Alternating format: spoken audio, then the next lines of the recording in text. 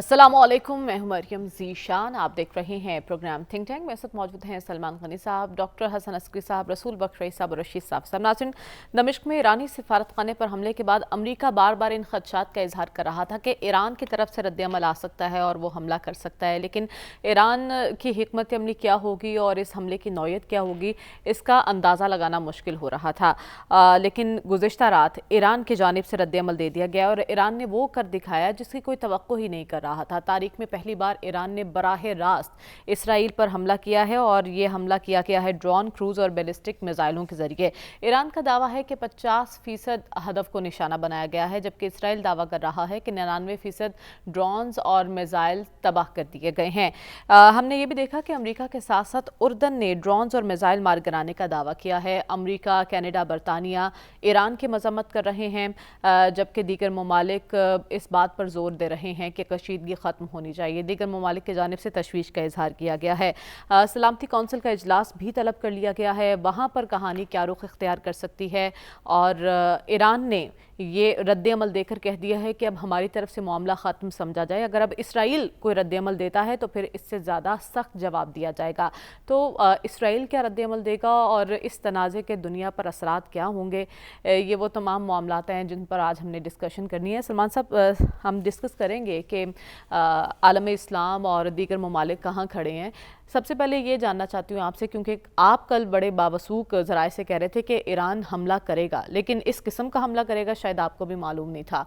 इस हमले के और इस तनाज़े के दुनिया पर असरात क्या देख रहे हैं आप, कैसे मुतासिर कर सकता है ये खित्ते को? देखें, मैं कल वसूख से एक बात इसलिए कह रहा था कि अरबियों की अपनी तारीख़ है, अजमियों की अपनी तारीख़ है, अमेरिका की अपनी तारीख़ है और ईरान की भी अपनी तारीख़ है। बात यह कि ईरान उन ममालिक में शामिल नहीं है कि उसको एक चपत पड़े तो वो दूसरा गाल आगे कर दे। उसकी तारीख़ ये नहीं थी। मैं इसलिए बार बार कह रहा था कि ईरान हमला करेगा, ईरान का रद्द-ए-अमल मतवक्को है। आपको याद नहीं कि जब उनके ईरानी जनरल कासम सुलेमानी की टारगेट किलिंग हुई थी तो ईरान ने क्या किया था?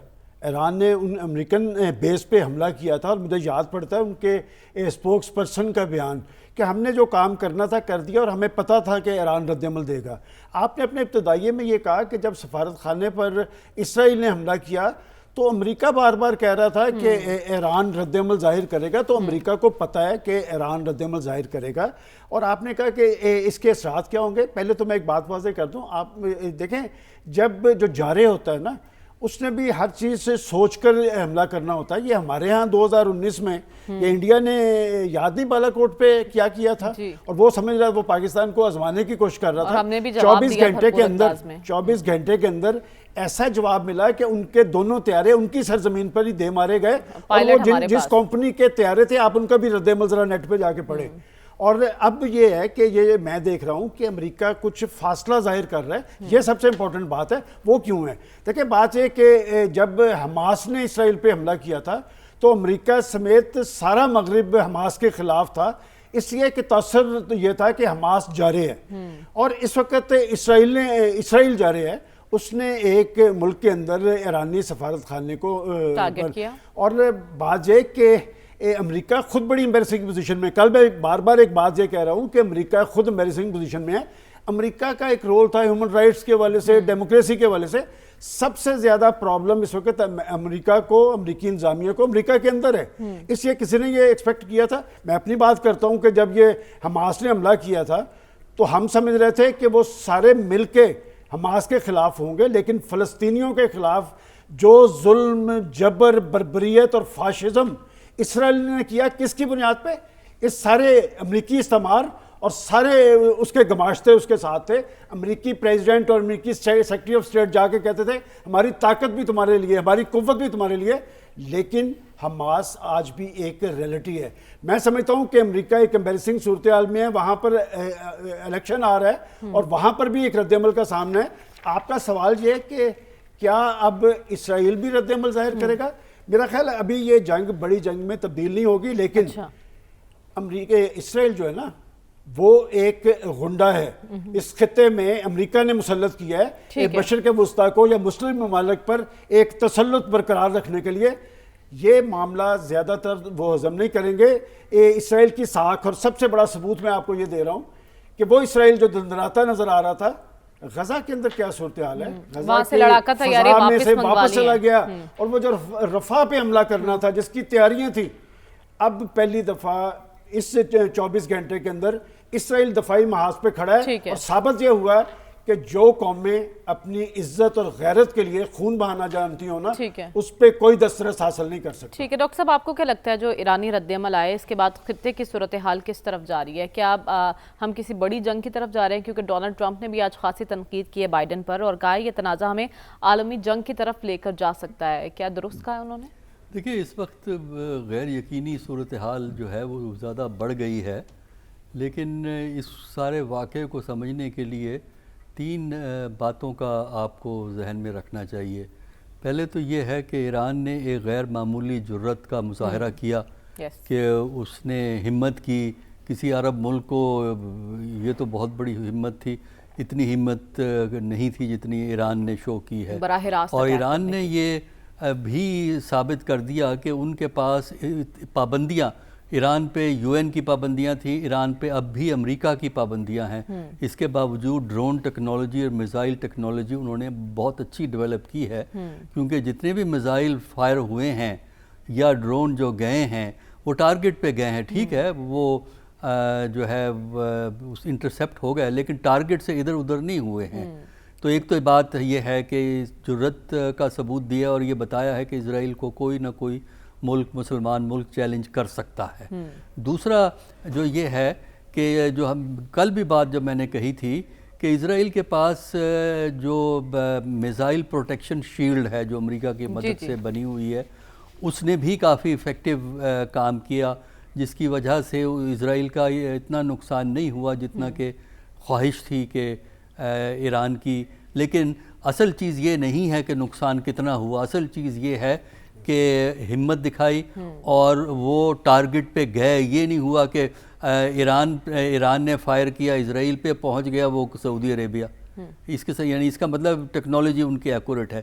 تیسرا جو فیکٹر دیکھنے والا ہے جس کا تعلق آپ کے سوال سے ہے، وہ یہ ہے کہ اب ریسٹرینٹ کی ایڈوائس کی جا رہی۔ ایران خود یہ کہہ رہا ہے کہ اب ہم نے ایک جوابی کارروائی کی، معاملہ ختم ہو گیا، کیونکہ ابتدا اسرائیل نے کی تھی سیریا میں حملہ کر کے، تو ہو گیا۔ امریکہ بھی یہی ایڈوائس کر رہا ہے، کیونکہ اگر اسرائیل جوابی کارروائی کوئی بڑے پیمانے نہیں کرتا ہے، چھوٹی موٹی سے فرق نہیں پڑتا، تو پھر یہ معاملہ بگڑے گا۔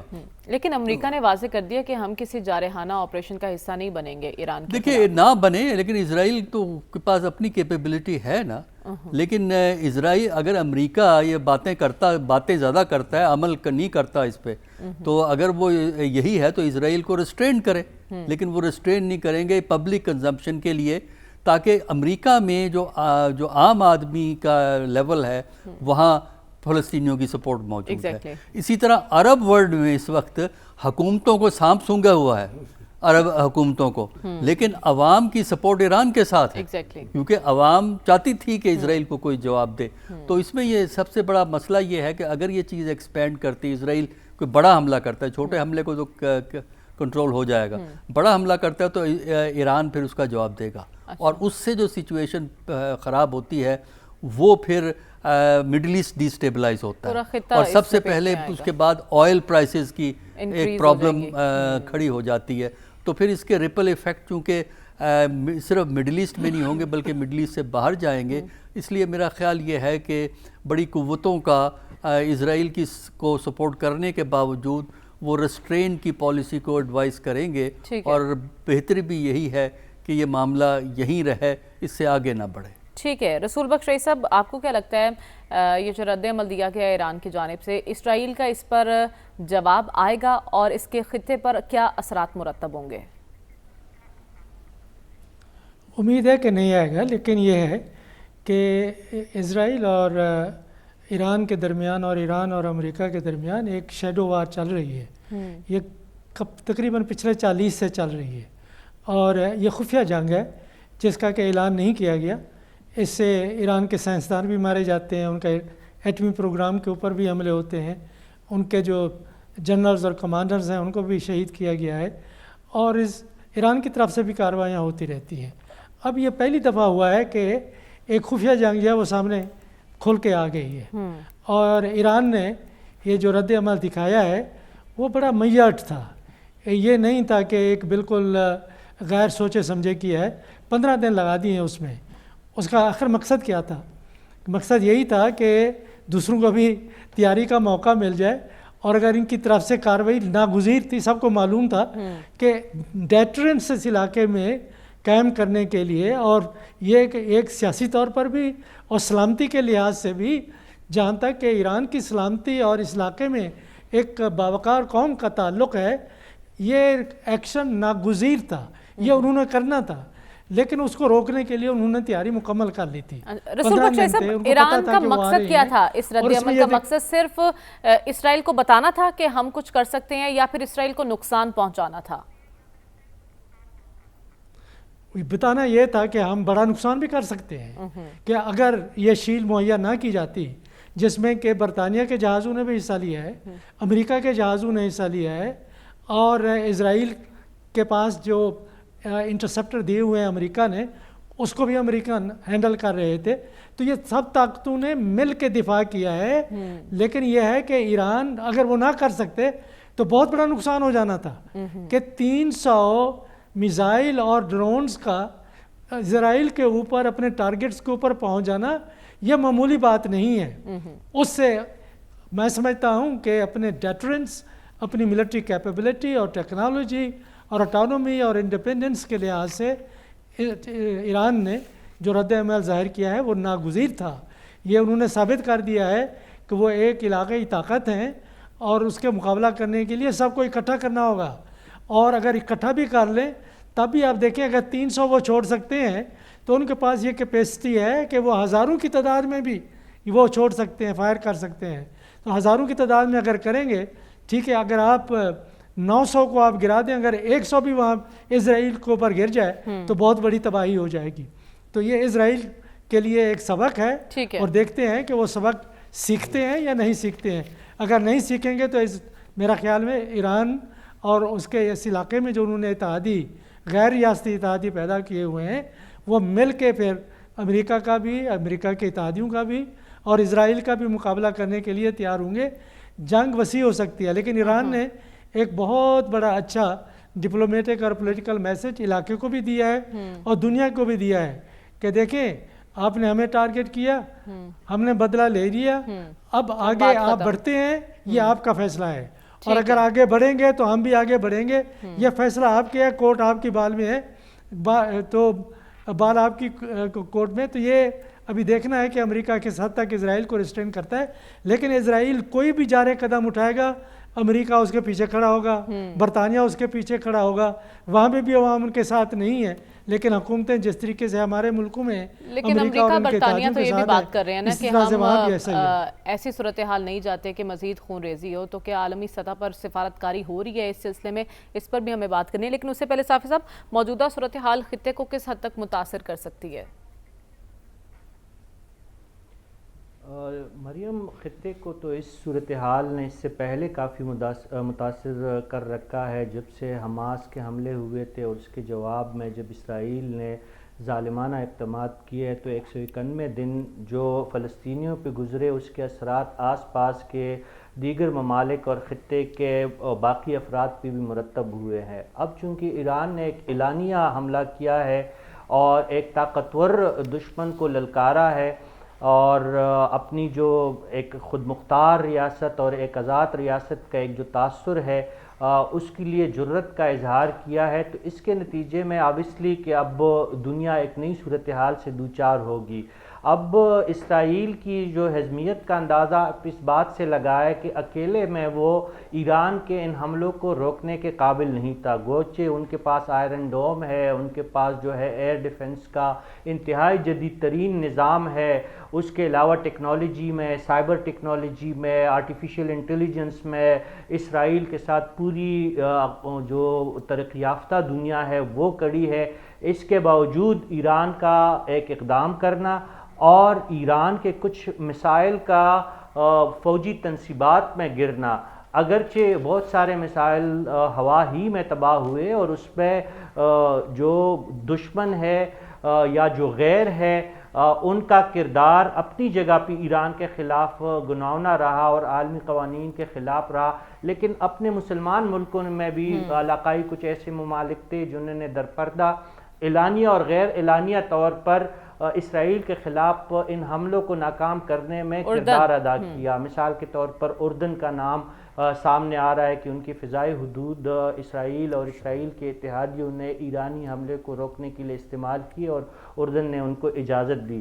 تو یہ ایک جانب اب جو برطانوی وزیر اعظم ہے وہ بھی دعویٰ کر رہے ہیں کہ برطانیہ کی فضائیہ نے مدد کی، امریکہ جو ہے ان کی فضائیہ اور ان کی جو بحریہ ہے آلریڈی 2 نئے جنگی بیڑے جو ہے وائٹ ہاؤس اور پینٹاگان تصدیق کر رہے ہیں کہ آلریڈی جب ایران نے تمام دنیا کو تقریباً 72 گھنٹے پہلے ہی بتا دیا تھا کہ ایران اپنے دمشق سفارت خانے پر اسرائیلی حملے کا جواب ضرور دے گا، تو امریکہ نے باوجود یہ کہ وہ دنیا کو یہ بتانے کی کوشش کر رہا ہے کہ اس لڑائی میں وہ غیر جانبدار رہنے کی کوشش کرتے ہیں، لیکن ان کے جہاز اس وقت بھی سمندر میں موجود ہے جو اسرائیل کے دفاع کے لیے موجود ہے۔ لیکن ان تمام صورتحال کے باوجود ہم یہ کہہ سکتے ہیں کہ ایران نے اپنے اہداف اس حد تک حاصل کر لی کہ وہ ایک خود مختار ریاست ہے، گوچہ ان کی ٹیکنالوجی میں اور ان کی جو مالی پوزیشن ہے وہ اسرائیل اور اس کے اتحادی ملکوں کے مقابلے میں کم ہے، لیکن ان کا جذبہ اور ان کے 5 لاکھ افواج کا جو ایک ولولہ ہم نے دیکھا ہے کہ وہ طاقت کے عدم توازن کے باوجود اپنے وطن کے دفاع کے لیے وہ پیچھے ہٹنے کے لیے تیار نہیں ہے، اور جس طرح کہا گیا کہ ایران کے میسائل ٹیکنالوجی باوجود عالمی پابندیوں کا یہاں تک پہنچنا کہ وہ اپنے اہداف کو نشانہ بنانے کے اہل ہے، یہ ایک بڑی بات ہے۔ دوسری بات ہے کہ ایرانی ڈرونز نے پڑوسی ممالک یعنی عراق وغیرہ میں داعش وغیرہ کے خلاف کارروائیوں میں حصہ لیا تھا، لیکن پہلی دفعہ ہم دیکھ رہے ہیں کہ وہ مڈل ایسٹ کے وسط میں آ کے اپنے اہداف کو نشانہ بنانے کے لیے وہ اہلیت رکھتے ہیں۔ تو یہ 2-3 باتیں جو ہے وہ انتہائی اہم ہے، اور اب ایران کی اگر آرٹیفیشل انٹیلیجنس میں مزید ایران نے تو جرأت کا مظاہرہ کیا ہے، اس کے ساتھ ساتھ ایران نے متنبع کیا تھا ان ممالک کو کہ اگر آپ کی ایئر سپیس استعمال ہوگی ایران کے خلاف تو پھر آپ کو بھی نتائج بھگتنا ہوں گے۔ اردن کا بھی ذکر ہوا۔ سلمان صاحب، ہم نے دیکھا کہ چین اس کی وجہ قرار دے رہا ہے غزہ کو اور اپنا پلڑا ڈال رہا ہے ایران کی طرف، روس نے بھی اپنا جو وزن ہے ایران کے پلڑے میں ڈالا ہے۔ اس تمام تر صورتحال میں عالم اسلام کہاں کھڑا ہے؟ میں ایکسپیکٹ کر رہا تھا کہ آپ یہ سوال کریں گے۔ دیکھیں، ایک تو ہے پاکستان کہاں کھڑا ہے۔ میں سمجھتا ہوں کہ پاکستان کا جو رد عمل آیا ہے وہ بڑا حقیقت پسندانہ ہے، ذمہ دارانہ ہے۔ اس لیے میں یہ کہہ رہا ہوں کہ جس روز سفارت خانے پہ حملہ ہوا تھا اسی روز ہمارا خارجہ آفس نے تشویش ظاہر کی تھی اور یہ بات کہی تھی کہ اس سے کشیدگی بڑھے گی۔ اس کا مطلب پاکستان فورس ہی کر رہا تھا، اور پاکستان نے آج جو ان کا رد عمل سامنے آیا، پہلے تو ہمیں یہ دیکھنا چاہیے، آپ کہتے ہیں نا عالم اسلام پہ کیا اثرات ہیں۔ گزشتہ رات جس جگہ پہ میں موجود تھا، یکدم لوگ ایسے اٹھ کے کھڑے ہوئے جیسے پاکستان کوئی میچ جیت گیا۔ تو میں نے مڑ کے دیکھا تو سکرین پہ آ رہا تھا کہ ایران نے اسرائیل پہ حملہ کر دیا۔ پاکستانیوں کا جسچر کافی تھا، اور میں نے پوچھا کہ آپ اتنے خوش کیوں ہو رہے ہیں؟ انہوں نے کہا کہ غزہ والوں کے آنسویں اور سسکیاں وہ رنگ لے آئی ہیں۔ اس کا سارا تناظر تو غزہ کا ہی ہے۔ باقی دیکھیں، بات یہ کہ مشرق وسطیٰ کے ممالک وہ کہاں کھڑے ہوں گے۔ عالم اسلام کے لوگوں کے اندر ایک جذبہ موجود ہے۔ میرا خیال ہے کہ ایران صرف، میں نے آپ کو یاد ہے کل یہاں پر کہا تھا کہ ایران اس لیے بھی حملہ کرے گا کہ وہ قوم ہے، یاد ہے میں نے کیوں کہا تھا؟ اس لیے کہ آج وہاں پر جشن منایا جا رہا ہے، ان کو نہیں پتا کہ جی اس عمل کا رد عمل کیا ہوگا۔ دیکھیں، جب قومیں اپنے سروں پہ کفن باندھ لینا، اپنی آزادی اور خود مختاری پر آنچ نہ دینے کا جذبہ ہو، تو پھر ان کو چھیڑتے ہوئے 100 دفعہ ڈرتے ہیں۔ اور بات یہ کہ میں سمجھتا ہوں کہ ایران نے جو رد عمل ظاہر کیا ہے، مجھے نہیں پتا یہ سعودی عرب اور باقی جو ممالک ہیں وہ کیا کر رہے ہوں گے، لیکن عالم اسلام کے لوگ بہت خوش ہیں۔ وہ جو فلسطین کے خلاف ظلم، جبر، بربریت، قتل و غارت، یہ امریکہ نے کروائی ہے، اور امریکہ ان کے پیچھے کھڑا تھا۔ آج امریکہ ڈرا ہوا، سہما ہوا، مجھے پتا ہے کہ یہ معاملہ جو ہے یہ میسج صرف اسرائیل کے لیے نہیں ہے، یہ میسج دراصل امریکہ کے لیے ہے، اور امریکہ کے لیے میسج صرف ایرانیوں کا نہیں ہے، یہ عالم اسلام کا ہے، اس لیے کہ امریکہ کے دور کردار نے دنیا میں جسے امن اور سلامتی کا لمبردار کہا جا رہا تھا، اس کا دورہ رویہ سامنے آیا، فلسطین کے حوالے سے بھی، کشمیر کے حوالے سے بھی۔ ٹھیک ہے، اس پر عالم اسلام کہاں کھڑا ہے، اور پاکستان کی جو ریاکشن ہے وہ صرف تشویش تک محدود رہے گا، یہ ہمیں ڈسکس کرنا ہے آگے چل کے، کیونکہ سعودی وزیر خارجہ بھی منگل کو آ رہے ہیں، تمام پہلو ڈسکس کریں گے۔ لیکن اس سے پہلے ڈاکٹر صاحب میں آپ سے جاننا چاہتی ہوں، سلامتی کونسل کا اجلاس طلب کر لیا گیا ہے، جس میں جو اسرائیل نے خط لکھا ہے، انہوں نے کہا ہے کہ ایران کا حملہ عالمی امن اور سیکیورٹی کے لیے بڑا خطرہ ہے، لیکن ایران کہتا ہے کہ ایران کا اقدام عالمی قوانین کے عین مطابق تھا۔ تو سلامتی کونسل میں کہانی کیا رخ اختیار کر سکتی ہے؟ دیکھیں، اگر تو وہ کوئی ایسا ریزولوشن آتا ہے جس میں ریسٹرینٹ اور فوراً سیز فائر کی بات ہے، پھر تو شاید منظور ہو جائے، ورنہ اگر یک طرفہ قسم کا لانے کی کوشش کی کہ جی ایران کا ایکشن جو ہے امن کے لیے خطرہ ہے، تو وہ پھر ریزولوشن منظور نہیں ہوگا، ویٹو ہو جائے گا۔ تو اس میں صرف دیکھنا یہ ہے کہ امریکہ اب اس گیم کو کس طرح کھیلتا ہے، کیونکہ ایک طرف امریکہ اسرائیل کی مدد کر رہا ہے، دوسری طرف یہ بھی کہتا ہے کہ جی ریسٹرینٹ سے کام لینا چاہیے، بات کو آگے نہیں بڑھانا چاہیے۔ تو اس کا تو طریقہ یہی ہے کہ آپ جو اصل جڑ ہے اس سارے مسئلے کی، وہ غزہ کا علاقہ ہے، غزہ میں جو کچھ ہوا ہے وہ ہے اصل فیکٹر۔ وہ اگر وہاں آپ سیز فائر کروا دیں اور معاملے وہاں ٹھنڈے ہو جائیں تو باقی چیزیں خود بخود ٹھنڈی ہو جائیں گی۔ لیکن یہ سمجھنا کہ وہاں اسرائیل کی کھلی چھٹی ہے، جو مرضی زیادتیاں، ظلم، تشدد، جبر ہے وہ کرتا رہے، اور آپ ایک ریزولوشن ایران کے خلاف آپ یو این میں پاس کر دیں، جو نہیں پاس ہوگا یو این کے اندر، کیونکہ ایران کو جو کور ملتا ہے وہ یہی ہے کہ سیریا کے اندر جو کونسلیٹ ہے وہ ان کو امیونٹی ہوتی ہے، اس پہ اسرائیل نے حملہ کیا، 2 وائلیشن ہوئی، سیریا کی سوورینٹی کی وائلیشن ہوئی اور ڈپلومیٹک امیونٹی کی وائلیشن ہوئی۔ تو 2 کے جواب میں ایران نے کہہ کے یہ بات کہی ہے کہ ہم اس کا ریٹیلیشن کریں گے۔ تو ایران کا جواب ریٹیلیشن ہے۔ جب تک آپ اس کانٹیکسٹ میں نہیں رکھیں گے آپ اس کو سمجھ نہیں سکتے۔ اگر کانٹیکسٹ سے نکالیں گے، جیسے دنیا میں ہو کچھ نہیں رہا تھا، اچانک ایرانیوں کو سوجی انہوں نے جہاز چلا دیے، اس طرح تو یہ بات نہیں ہے نا۔ تو اس کو کانٹیکسٹ دینا پڑے گا، اور یو این سیکیورٹی کونسل جو ہے، اگر وہ امریکہ، برطانیہ، جرمنی بھی ان کے ساتھ نتھی ہو جاتا ہے اور فرانس ان کی مرضی کے مطابق چلنے کی کوشش کرے گی، تو میرا نہیں خیال کہ اب وہاں علاوہ سٹیل میٹ کے کوئی اور چیز وہاں ہو سکے گی۔ ٹھیک ہے، رسول بخش رئیس صاحب، آپ کو کیا لگتا ہے عالمی سطح پر کوئی سفارتی کوششیں ہو رہی ہیں کہ اس معاملے کو اب ٹھنڈا کیا جائے، مزید بات آگے نہ بڑھائی جائے؟ میرا خیال ہے ہو رہی ہیں، کیونکہ یورپین یونین ہے، فرانس ہے، جرمنی ہے، ان کے ایران کے ساتھ بھی تعلقات ہیں، وہ انہوں نے کبھی ختم نہیں کیے، اور جہاں جہاں وہ بات کر سکتے ہیں وہ بات کر رہے ہیں کہ معاملات کو آگے نہیں بڑھنا چاہیے، کیونکہ اگر اس علاقے میں کشیدگی بڑھتی ہے تو اس کے اثرات عالمی معیشت پہ ہوں گے۔ ابھی عالمی معیشت کووڈ کے اثرات سے نکل نہیں پائی، کساد بازاری ہے، دنیا بھر میں مہنگائی ہے، اور کہیں کہیں ہم دیکھ رہے ہیں کہ معیشت دوبارہ بحال ہو رہی ہے، لیکن وہ بحالی کے جو مراحل ہیں ابتدائی ہیں، اور اگر ایک بہت بڑا آئل شاک آتا ہے، تیل کی قیمتیں مزید بڑھتی ہیں، تو ظاہر ہے کہ وہ ضرور بڑھیں گی لازمی طور پہ، اور جب یہ حملہ ہوا ہے تو اس کے بعد سے آپ دیکھیں کہ کروڈ آئل کی پرائسز بڑھنا شروع ہو گئی ہیں عالمی منڈی میں۔ جب غیر یقینی صورتحال ہوتی ہے اس خطے میں، جنگ کی کیفیت پیدا ہوتی ہے، تو اس کا تعلق انرجی ریسورسز پہ ہے، ان کی سپلائی پہ ہے، اور ان کی پھر قیمت بڑھتی ہے تو عالمی معیشت متاثر ہوتی ہے۔ تو یورپین یونین اور امریکہ بھی نہیں چاہتا کہ اس کشیدگی میں اضافہ ہو، تو سفارتکاری ہو رہی ہے، لیکن جہاں تک سلامتی کونسل کا تعلق ہے وہاں کسی کو انصاف ملنا آج تک ممکن نہیں ہو سکا۔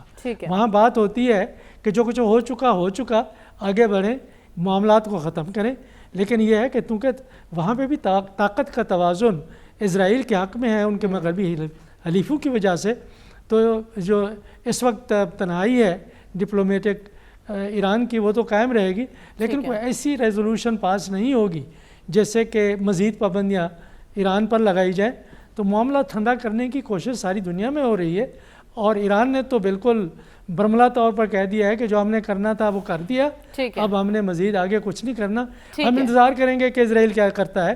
تو ظاہر ہے کہ اس وقت ذمہ داری مغربی طاقتوں کی ہے کہ وہ ریسٹرین کریں اسرائیل کو، اگر وہ چاہتے ہیں کہ کشیدگی نہ بڑھے، صرف ریزولوشن سے معاملہ حل نہیں ہوگا۔ اونٹ کس کروٹ بیٹھے گا؟ صافی صاحب، آپ کو کیا لگتا ہے عالمی سطح پر بلاکس کی سیاست ہوگی یا پھر اس معاملے کو ٹھنڈا کرنے کی کوشش کی جائے گی؟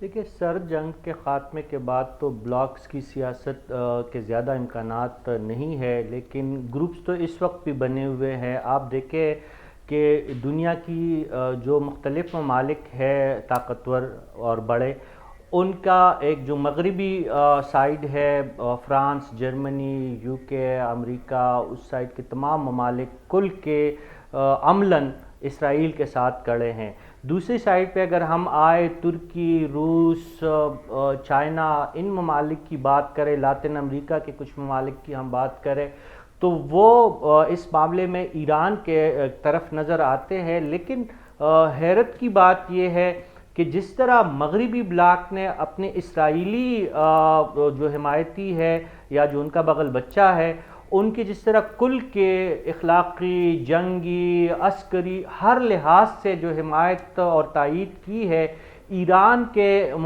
جو دوست ممالک ہیں انہوں نے اس طرح کا رد عمل نہیں ظاہر کیا ہے۔ آپ ولادیمیر پوٹن کا بیان دیکھ کے انہوں نے صرف یہ کہنے پہ اکتفا کیا کہ say no to World War III۔ چین کی دفتر خارجہ کا بیان دیکھ کے تو انہوں نے بھی کشیدگی نہ بڑھانے کی بات کی ہے۔ آپ یہاں پہ آ جائے ترکی کی طرف، انہوں نے بھی مبہم سا بیان دے کے اپنی جان چھڑانے کی کوشش کی ہے۔ پاکستان اسرائیل کی ریاست کو تسلیم نہ کرنے والے ملک ہے۔ اصولاً تو پاکستان کو بالکل ایک واضح موقف اختیار کرنا چاہیے تھا، لیکن پاکستان نے بھی ایک سفارتی انداز میں اور ایک مفہم انداز میں تقریباً خاموشی اختیار کی ہے، اور پاکستان کے دفتر خارجہ کا بیان اور سعودی عرب کے دفتر خارجہ کے بیان کو آپ اٹھا کے دیکھیں تو لگ بھگ ایک جیسے موقف کے ساتھ بالکل بڑا ویلڈ پوائنٹ آپ نے اٹھایا، اور سعودی وزیر خارجہ بھی منگل کے روز آ رہے ہیں، ہمیں اس معاملے پر بھی بات کرنی ہے، لیکن اس بریک کے بعد stay with us.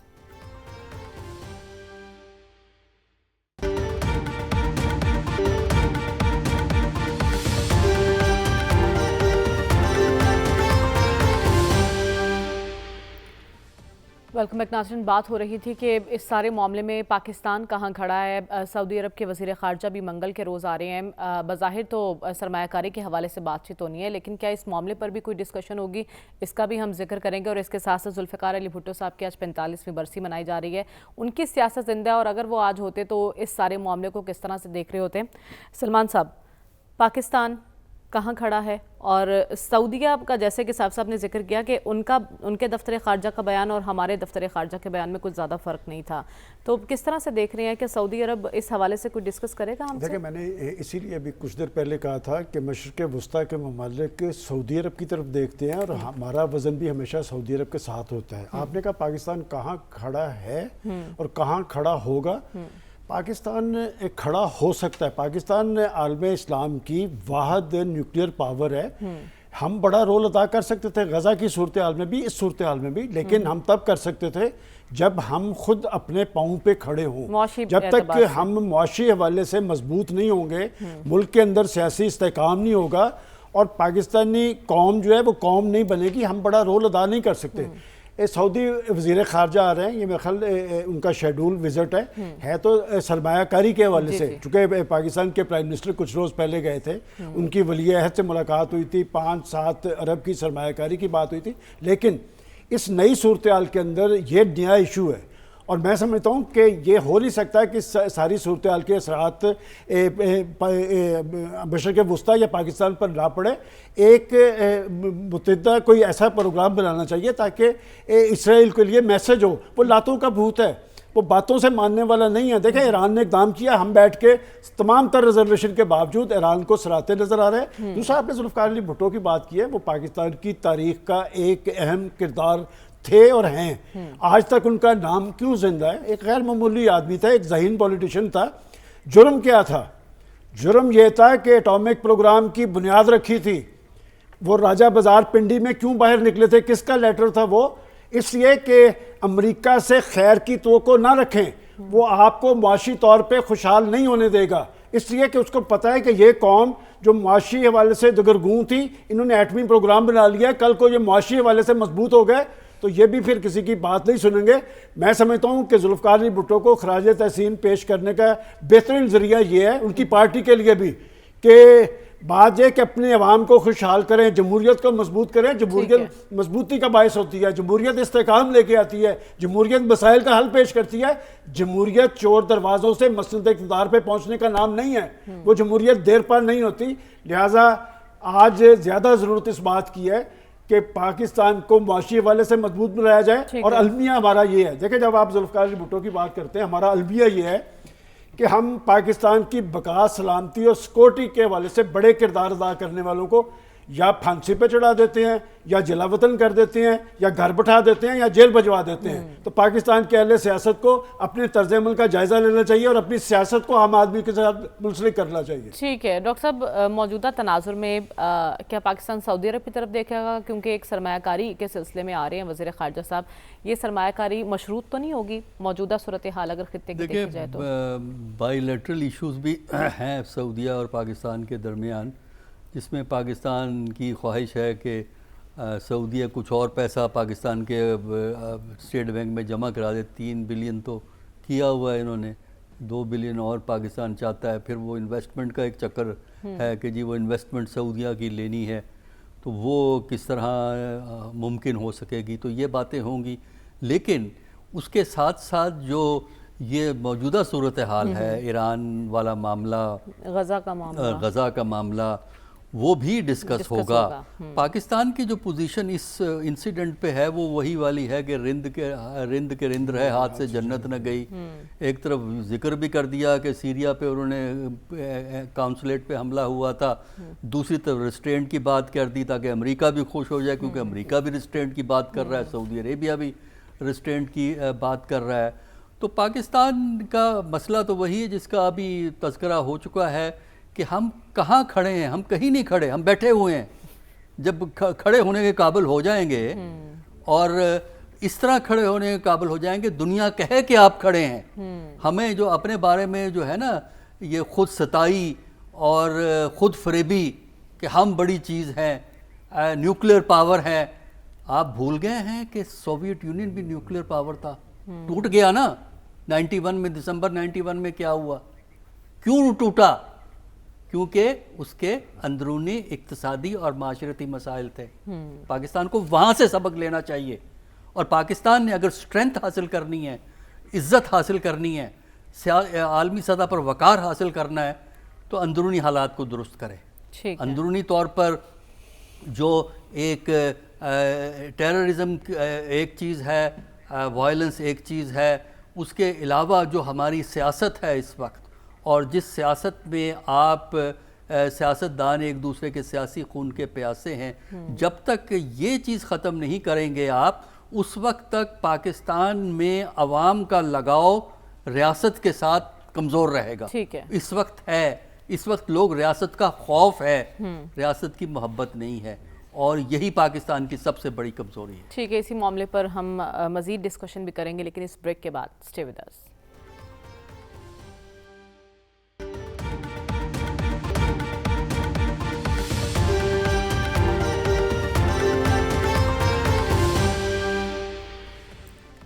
Welcome back ناظرین۔ رسول بخش رئیس صاحب، بریک پر جانے سے پہلے سوال آپ کے لیے چھوڑ کر گئی تھی، اس معاملے میں پاکستان کہاں کھڑا ہے، اور سعودی عرب جو سرمایہ کاری کرنے جا رہا ہے، کیا وہ سرمایہ کاری خطے کی موجودہ صورتحال کے پیش نظر مشروط ہو سکتی ہے؟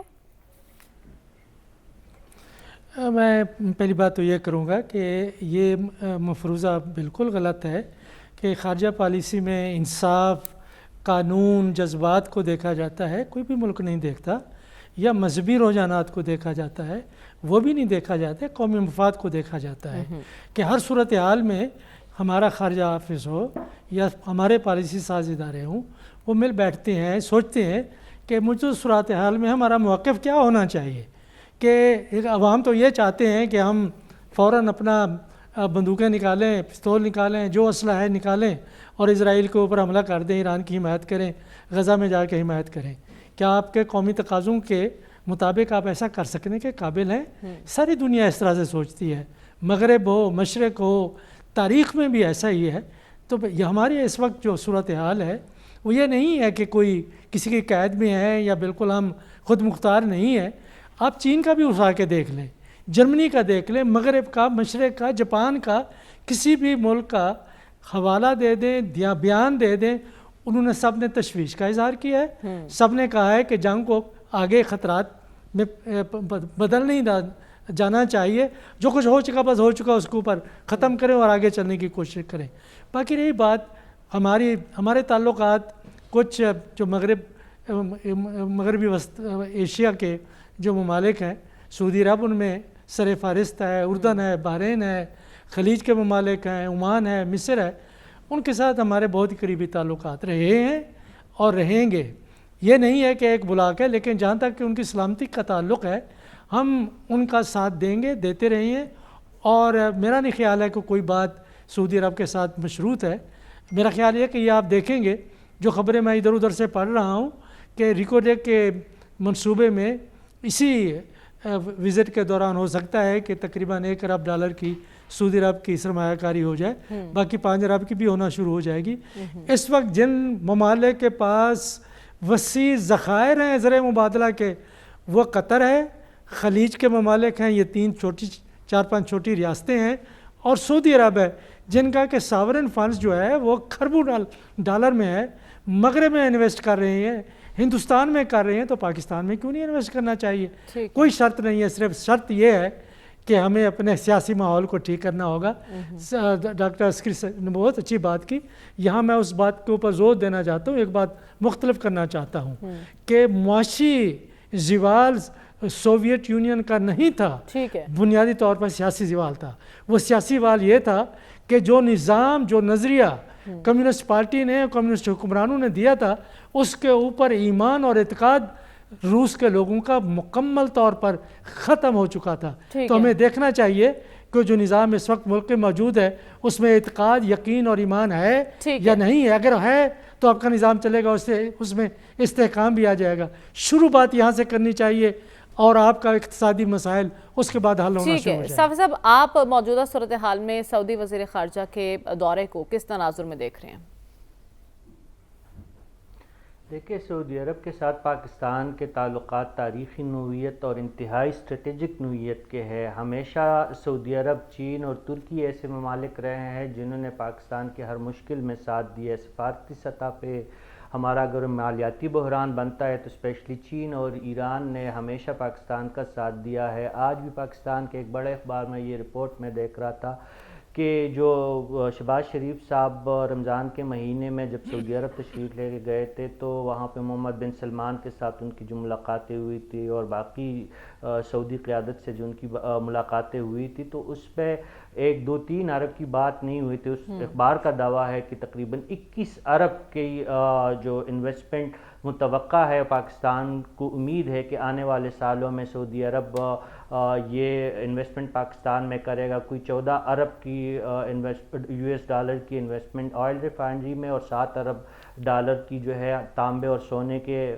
صنعت میں یا کانوں میں وہ متوقع ہے.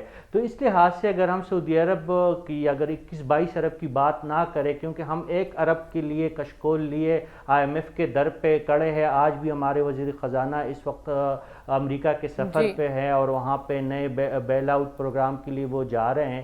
تو اگر ہم سعودی عرب جیسے دوست ممالک کے ساتھ، چین جیسے دوست ممالک کے ساتھ 2-3 ارب کے تجارتی منصوبے اور سرمایہ کاری کے جو منصوبے ہیں اگر وہ شروع کرنے میں کامیاب ہوتے تو ہماری کافی مشکلات حل ہو سکتی ہے. اور نو ڈاؤٹ کہ ریاستی تعلقات جو ہوتے ہیں وہ جذبات پہ ان کا انحصار نہیں ہوتا، وہ مفادات پہ مبنی ہوتے ہیں. سعودی انویسٹمنٹ اور دنیا کی باقی انویسٹمنٹ آپ کے ہاں تب آئیں گی جب آپ کے امن و امان کی صورتحال بہتر ہو، آپ کا سیاسی ڈھانچہ مستحکم ہو، اور انرجی جو آپ کا یہاں پہ انرجی کے جو مسئلے ہیں وہ کم سے کم ہو، تو تب آپ توقع کر سکتے ہیں۔ اب ہم نے یہ دیکھنا ہے کہ جو سعودی وفد آ رہا ہے ان کی طرف سے ہمیں کیا مژدہ سننے کو ملتا ہے، اور کبھی 10 اور کبھی 21 ارب اور کبھی 5 ارب کی جو باتیں ہو رہی ہے، ڈالر کی بات ہو رہی ہے انویسٹمنٹ کی، اس میں کتنی حقیقت ہے۔ لیکن ایک بات جو سعودی دفتر خارجہ جس کی تائید کر رہا ہے کہ جو ہمارے مرکزی بینک میں سعودی ڈپازٹ ہے 3 ارب ڈالر، اس کی جو حد ہے اس کو بڑھایا جا رہا ہے، وہ 5 ارب ڈالر ہو رہا ہے۔ یہ بھی پاکستان کے لیے ایک بہت ریلیف ہے، اور ظاہر ہے کہ اس کے بدلے پاکستان نے سفارتی سطح پہ سعودی عرب کے کاز کو جس طرح ہمیشہ سے پاکستان سپورٹ کرتا رہا ہے، تو وہ اس کو سپورٹ کرنا ہوگا اور سعودی عرب کے ساتھ چلنا ہوگا۔ ٹھیک ہے، اس کو سپورٹ کرنا ہوگا۔ پروگرام کا وقت ختم ہوا جاتا ہے، ہمیں اجازت دیجیے، آپ سے انشاءاللہ اگلے ہفتے ملاقات ہوگی۔ اللہ حافظ۔